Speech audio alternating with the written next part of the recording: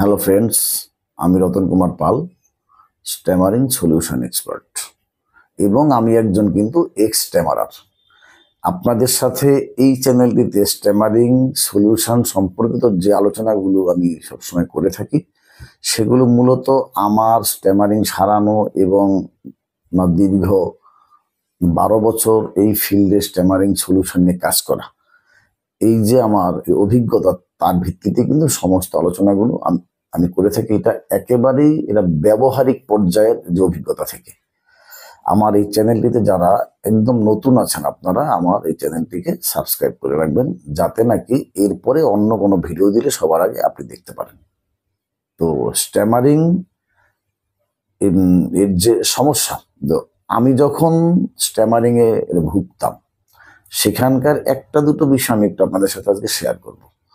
যে স্ট্যামারিং থাকলে মানুষের মানসিক অবস্থার যে কতটা বিপর্যস্ত হতে পারে সেটা আমার থেকে ভালো হয়তো বা এর অনেকেই এটা জানবে না, যেহেতু আমি একসময় স্ট্যামারিং এ আমি ভুক্তভোগী ছিলাম। স্ট্যামারিং এর কারণে আমি কিন্তু কোনোদিনও স্কুলে আমি রোল কলের রিপ্লাই দিতে পারতাম না। স্কুলে কোনোদিনও আমি পড়া বলতে পারিনি। তারপরে আমার একটা অভিজ্ঞতা আমার এটা মনে আছে, আমি একবার কুইজ কনটেস্টে গেছি, অনিচ্ছা সত্ত্বেও আমি এটা যাবো না। তো আমাকে একেবারে যেমন এটা ধরে বেঁধে নিয়ে যাওয়ার মতো অবস্থা। তো গেলাম, এটা জানা প্রশ্নটা আমাকে করলো, আমি সেটা ইচ্ছে করে উত্তরটা দিইনি। না কেন দিইনি? সামনে অসংখ্য মানুষ বসে আছে, আমার যদি স্ট্যামারিং হয়, আবার সবাই যদি আমার কথা শুনে হেসে দেয়। শুধু এই একটা কারণে উত্তরটা জানা থাকা সত্ত্বেও আমি কিন্তু এটা বলিনি। ওই প্রশ্নটার উত্তর দিতে পারলে আমরা জিতে যেতাম, আমাদের টিম। ইচ্ছে করে আমি উত্তর না দেওয়াতে আমরা কিন্তু সেখানে আমরা হেরে যাই। এই অভিজ্ঞতার কথা, এই ঘটনাটা আমি কিন্তু আমার জীবনে কোনোদিনও আমি ভুলব না। ফলে স্ট্যামারিং নিয়ে আপনাদের সকলেরই না কম বেশি এরকম কিছু অভিজ্ঞতা আছে। আমাদের সময় মনে করুন 8-এর দশকে যখন আমরা স্কুলে পড়তাম 5-6-এ, তখন 5-6-এ পড়লেই বা 6-এ পড়লে হাই স্কুলে গেলে হাতে সবাই ঘড়ি পড়তো। আমি কিন্তু ঘড়ি পড়তাম না। আমি ঘড়ি পড়তে পারিনি, কেননা যদি কেউ আমার কাছ থেকে সময় জিজ্ঞাসা করে আমি কি করে বলবো, সেই জন্য আমি ঘড়ি পড়িনি। সেই অভ্যাস আজও অব্যাহত, এখনো ঘড়ি পড়ি না। এটা অভ্যাসগত কারণে এখন যদিও সেই সমস্যাটা নাই। ইভেন আমি কোথাও গেলে, একটা অচেনা জায়গায় আমি গেলাম, তা ভরসা কি না কাউকে জিজ্ঞেস করে জেনে নিব। কিন্তু আমার তো স্ট্যামারিং, মনস্তাত্ত্বিক ভাবেই তখন দুর্বল হয়ে যাই। ফলে কাউকে আমার জিজ্ঞেস করা হয় না, আমি একটা চিরকুট লিখে নিয়ে যেতাম।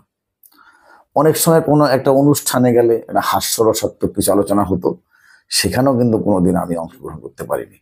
শুধু এইটাই না, আমি যে আমার নামটা বলবো কোথাও গেলে, কোনো ধরুন একটা অনুষ্ঠানে গেছি, সেখানে যে বলা যে আমার নাম রতন কুমার পাল, আমি অমুক জায়গায় থাকি, সেটাও আমি কিন্তু বলতে পারতাম না। মানে এই জায়গা থেকে আমি স্ট্যামারিংটাকে কিন্তু ওভারকাম করেছি।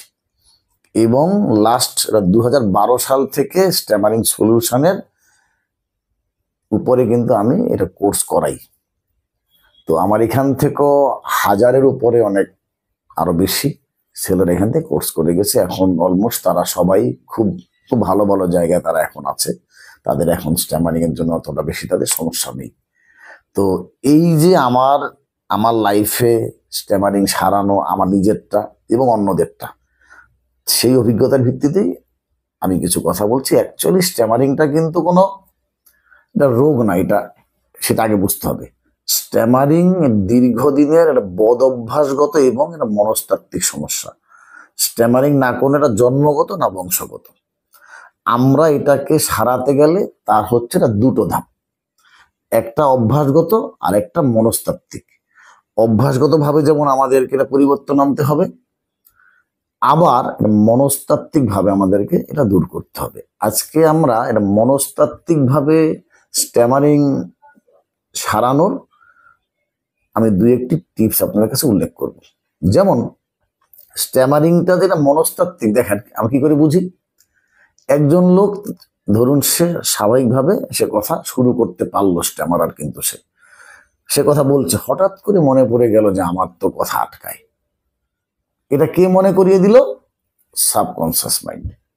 এই কারণে তার কিন্তু এরপরের থেকে তার কথাগুলো মুহুর্মুহু আটকাতে থাকে। আগে তো ভালোই বলছিল, মানে এই হচ্ছে একটা বিষয়।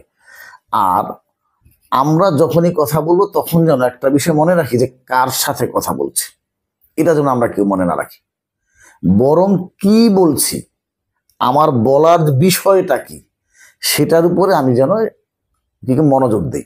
কার সাথে কথা বলছি তাকে নিয়ে আমার যেন কোনো রকম না বেশি চিন্তা না থাকে, এবং না কথা বলার সময় যে কাউকে অতিরিক্ত গুরুত্ব দেওয়া যাবে না। আমি যদি আমার গুরুজনের সাথে কথা বলি, আমি তার প্রতি সম্মান শ্রদ্ধা প্রদর্শন করে অবশ্যই কথা বলবো, কিন্তু তাকে অতিরিক্ত গুরুত্ব দেওয়া যাবে না। আবার স্ট্যামারারদের আরেকটা কি হয় না, কিছু কিছু না বিশেষ শব্দে বা কিছু কিছু না বিশেষ বর্ণ দিয়ে শুরু করা শব্দে তাদের আটকায়। তখন তারা করে কিনা ওই শব্দগুলো তাকে এড়িয়ে যায়, বা ওই বর্ণ দিয়ে তারা শব্দ বলতে চায় না, তাদের এটা অল্টারনেটিভ আরেকটা শব্দ নিয়ে আসে। এই কাজটিও করা যাবে না। যে রকম ভাবে আটকায় ওই শব্দটাকে বরং আরো বেশি বেশি করে বলতে হবে। সেটা বলারও কিছু আবার কৌশল আছে, এটা বলতে হবে। আচ্ছা, তো আরেকটা বিষয় কি, আমরা স্ট্যামারদের বিষয়ে আমরা এটা দেখতে, যেটা একটা কথাকে সোজাসুজি না বলে এটা ঘুরিয়ে পেঁচিয়ে তাকে বলে না, এটাও করা যাবে না। যা বলতে চান, যা বলতে চাই, সেটা যেন আমি একেবারে সরাসরি বলি, সোজাসুজি বলি, এটা ঘুরিয়ে পেঁচিয়ে বলার কোনো রকম প্রয়োজন নেই। আর স্ট্যামারিং সারানোর যে চেষ্টাকালীন, যখন আমি এটাকে সারানোর জন্য স্ট্রাগল করছি, আমি চেষ্টা করছি, সেই সময় যেন আমরা কোনো উত্তেজনাপূর্ণ আলোচনায় অংশগ্রহণ না করি না। কেননা স্ট্যামারারদের অনেক ক্ষেত্রে একটু মানসিক উত্তেজনাটা একটু বেশি থাকে সাধারণের চেয়ে। ফলে আমরা যদি ওই সময়ে যে উত্তেজনাপূর্ণ কোনো একটা আলোচনায় যাই বা বিতর্কিত কোনো একটা আলোচনায় যাই, সেখানে আমাদের জন্য আরো বেশি ক্ষতি আমাদের এটা হতে পারে। ফলে এখন যারা আমরা সারানোর চেষ্টা করছি, তারা কিন্তু কেউ আপাতত কয়েক মাস উত্তেজনাপূর্ণ কোনো আলোচনা অংশগ্রহণ করব না, বরং সেই স্থানে আমরা থাকবো না।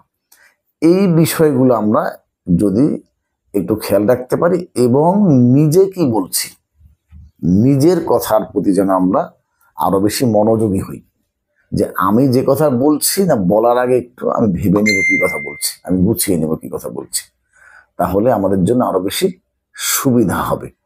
সর্বোপরি আমাদের যে মানসিক উত্তেজনা, এটাকে প্রশমনের জন্য একটু বেশি বেশি করে আমরা ধ্যান করব বা জপ তপ করব।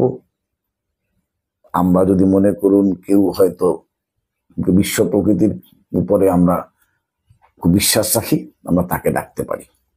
এই রকম ভাবে আমরা চেষ্টা করলে এটা অবশ্যই এর মনস্তাত্ত্বিক ভাবে স্ট্যামারিংকে ওভারকাম করা সম্ভব। আর পরবর্তী কোনো ভিডিওতে আরো একটু বিশদ আলোচনা করা যাবে। আজকের ভিডিওটা এখানেই শেষ করছি। সবাই ভালো থাকবেন, সুস্থ থাকবেন।